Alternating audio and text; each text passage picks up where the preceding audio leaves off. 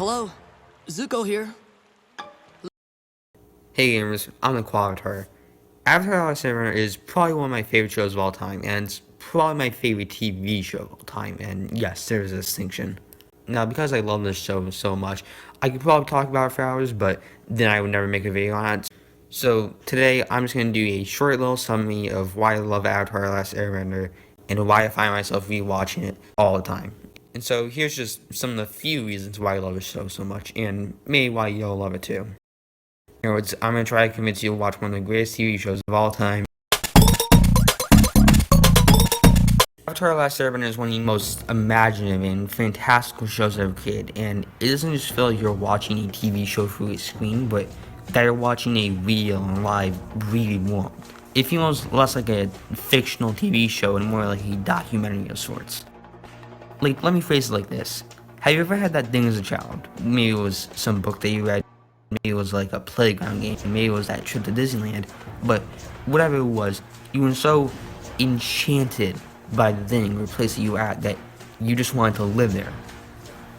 Like, what if you lived in Disneyland every day? All you could ever do was imagine what it'd be like if you lived there permanently, and if your life was there, not here. I can 100% guarantee you with the utmost confidence that Avatar: Last Airbender will make you feel the exact same way all over again. Now, most people watching this video are probably already aware, but for those who aren't, the people of the world of Avatar: Last Airbender have the ability of bending, something which allows them to manipulate the four elements: water, earth, fire, air, something that show's intro constantly reminds you of. And every part of Avatar's world is built around this mechanic of bending, from the locations, clothing, architecture, technology, transportation, creatures, combat, and people. Here's just some examples. The Earth Kingdom's capital city of Ba Sing Se has tall walls of rock that only Earthbenders could create, and the Fire Nation's capital city is inside a volcano. I don't think I need to explain that one. The Water Tribe creates patrol necklaces out of ice, which is just frozen water. The air nomads built open, spacious areas to help fly around in.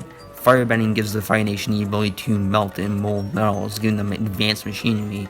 And airbending's lightweight and feathery nature makes airbenders very floaty and agile fighters. And there's just so many more examples, but I think you get the idea. And there isn't just a lot of detail to how bending influences or shapes its world, but there's a lot of details and depth to how bending itself works. We learn that there are different techniques and styles of bending. Like, the waterbenders have a waterbending technique that allows them to heal people, but there's also different styles of waterbending, such as controlling the water itself or controlling the water within plants or people. And even though this world is so rich and deep of complexity, it's never hard to understand.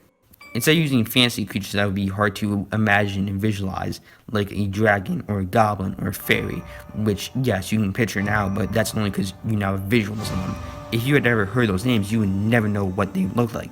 But Avatar's creatures are animals that you can picture by just the names alone. By using combinations of real-world animals like turtle ducks, koala sheep, otter penguins, and lion turtles, you can instantly picture these types of animals and creatures just by name alone. Or how the geography of the world is filled with plenty of unique and obvious locations, such as the vast Siwang Desert, or the narrow Serpent's Pass, or the fishing and river-based town of Zhuanghai, or the prestigious and fancy Fire Nation capital, and yes, even the Great Divide. Every part of Avatar's world is so fleshed out and fully realized that it doesn't seem like you're watching a show, but that you're watching a group of friends in a world so alive and breathing that it seems as real as our own. And it's one of those worlds that you can't just help but dream of living in. And speaking of a group of friends, one of Avatar's other greatest strengths is its vibrantly vast cast. Every character has so much depth and meaning to them that it'd be impossible to cover in this video, which is why it took someone nearly an entire 1.5 hour long video to cover just one of the character's arcs, and also why nearly 2 million people watched said video. Every single character's past, present, and technically future is fully explored within the show, and every single one is just so much growth and change that, whereas most shows would fail to have even a fraction of the depth that Avatar's cast has for just one character, Avatar is able to achieve an entire cast of truly complex and multi-dimensional characters. Obviously, Zuko is the best example, but just look at Aang. within a mere 61 episodes, and goes from a scared, childish, and irresponsible kid to a calm, happy hero, to a angry and confused victim, to a serious and reasonable fighter, and finally to a sensible and responsible and fully mature teenager in Avatar. And seriously, the characters in the show are so good that the comic relief character is good. And for the last, in my opinion, the most important reason why you should watch Avatar: Last Airbender, I think it's important to remember that this show is airing on Nickelodeon, the same network with shows like SpongeBob and Fairly OddParents, which shows very episodic storytelling. And once again, most people watching this video probably know that, but for those who don't, episodic storytelling is storytelling that usually doesn't have events from one episode affect another episode, whereas serialized storytelling is having a show where events or actions in one episode will carry over to the next, and there is a continuous plot across multiple episodes. And looking at most shows on Nickelodeon, like SpongeBob and Fairly OddParents and many others, they all had episodic storytelling, meaning that there wasn't much of an overarching plot, and each episode was usually its own self-contained story. So the events of one episode wouldn't usually affect another. Like, even though Krusty Krab might burn down at the end of one episode, it'll be fine next. It pretty much erased any consequences or effects of the events of an episode. So this makes Avatar: Last Airbender really special because the events of one episode do actually have consequences and effects in later episodes. When Aang needs to cure his sick friends an illness by giving them frogs that will cure them, his friends bring it up again later. Or when Toph Sara thinks that Aang kidnapped her and sends mercenaries to bring back Toph, those mercenaries later come back and capture her.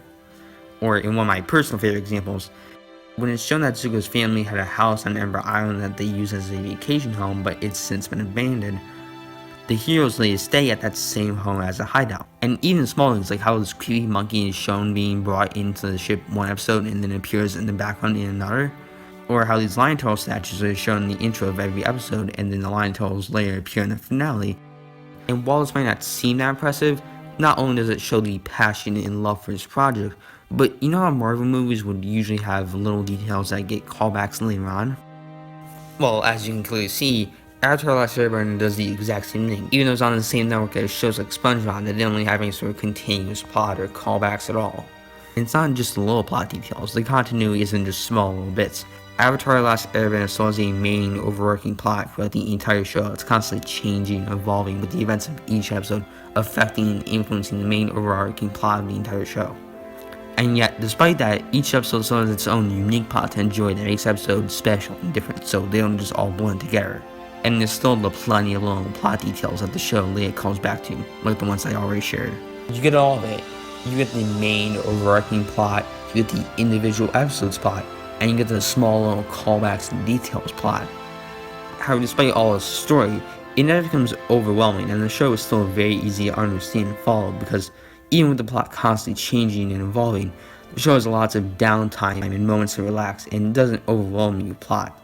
And yet, because of how the plot constantly changes and evolves, it keeps the show interesting and engaging since the constant twists and turns and ever-changing story will constantly keep you on your toes. And as such, the show is very engaging and interesting because the plot is always changing. It keeps you engaged and interested in what's happening next. And also, since events and actions have consequences and effects in the show, it gives the show an actual sense of stakes, since events and actions matter and have real weight behind them, because they're shown to have consequences and effects. It makes all the constant twists and turns and ever-changing stuff that happens in the plot really important, because it actually matters and gives the show a sense of stakes, because the events and actions in the plot matter and will have consequences and effects later. Like, character deaths actually mean something in the show, and yes, there are character deaths in a Nickelodeon show. And there's a bunch of other stuff I haven't even mentioned so far, such as how, I'm going to sound pretentious, but the show is so deep and rich with themes and messages as it covers the topic of war and what's like to live in a war-torn world in such a grounded, mature, and thought-provoking way that it's really shocking that the show is targeted at children. The show also covers so many other serious and problematic topics in such a deeply mature and thought-provoking way, such as sexism, stereotypes, corrupt governments, indoctrination, parental abuse, loss, pollution, prisoners of war, and full-on fucking genocide. And once again, this is a children's show, but the show never comes too oppressive or nihilistic. It's still Nickelodeon cartoons, plenty of jokes and comedic moments and slapstick humor. And to be honest, a lot of jokes still hold up really well, even as an adult, like especially the visual gags and slapstick comedy. It's really good. Along that, the show it looks amazing. The color choices in the show make it so colorful and vibrant, yet it's never too bright and colorful that it hurts. The finale especially is just absolutely beautiful. Like, the finale's animation is utterly stunning at some points, and it's so smooth and clean with visuals so crisp that it's truly gorgeous. And the soundtrack, dude. The soundtrack by Jeremy Zuckerman is simply fantastic, with a great balance of tracks, with ones with a lot of deep and low notes, and chanting and humming are very subdued and immersive and atmospheric. Along with these tracks that are filled with all these high and triumphant notes that with these grand sweeping choruses that are so gratifying and satisfying to your ears.